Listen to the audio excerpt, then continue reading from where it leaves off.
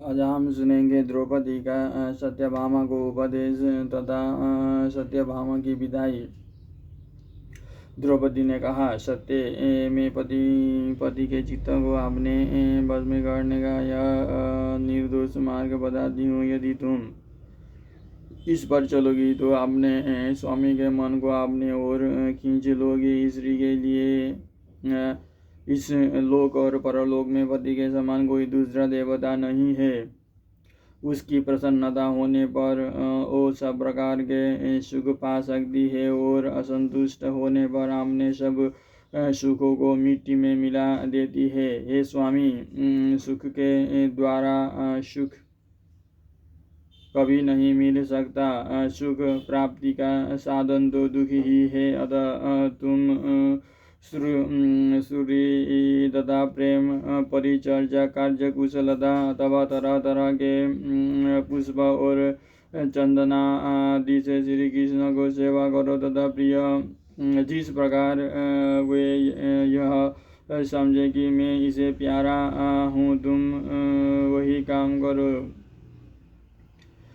जब तुम्हारे कान में पतिदेव के द्वार पर आने की आवाज़ पड़े तो तुम आंगन में खड़ी होकर उनके स्वागत के लिए तैयार रहो, और जब वे भीतर आ जाएं तो तुरंत ही आसन और पैर धोने के लिए जल लेकर उनका सत्कार करो। यदि वे किसी काम के लिए दासी को आज्ञा दे तो तुम स्वयं ही उठकर उनके सब काम करो। श्री कृष्णचंद्र को ऐसा मालूम होना चाहिए कि तुम सब प्रकार उन्हें ही चाहती हो। तुम्हारे पति यदि तुमसे कोई ऐसी बात कहे कि जिसे गुप्त रखना आवश्यक ना हो तो भी तुम उसे किसी को मत कहो। पतिदेव के जो प्रिय स्नेही और हितैषी है उन्हें तरह तरह के उपायों से भोजन कराओ, तथा जो उनके शत्रु उपेक्षणीय और अशुभ चिंतन हो अथवा उनके प्रति कपट भाव रखते हो उनसे सर्वदा दूर रहो।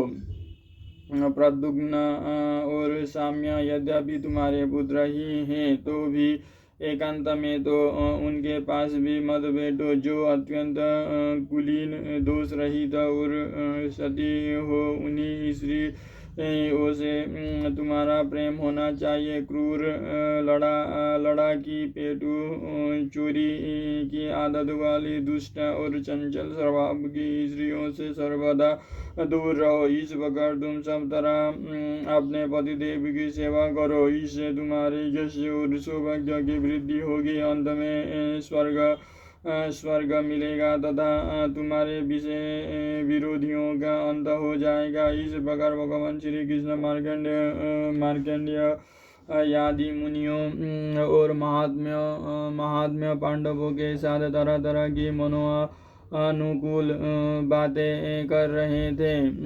वे जब द्वारका चलने के लिए रथ में चढ़ने लगे तो उन्होंने सत्यभामा को बुलाया। तब सत्यभामा जी ने द्रौपदी से गले मिलकर अपने विचार के अनुसार बहुत सी ठाठस बधाने वाली बातें कही। वे बोली, कृष्ण तुम चिंता ना करो, व्याकुल मत हो और इस प्रकार रात भर जागना छोड़ दो। तुम्हारे देवतुल्य पति फिर अपना राज्य प्राप्त करेंगे। तुम्हारे समान शील संपन्न और आदरणीय महिलाएं अधिक दिन दुख नहीं भोग करती।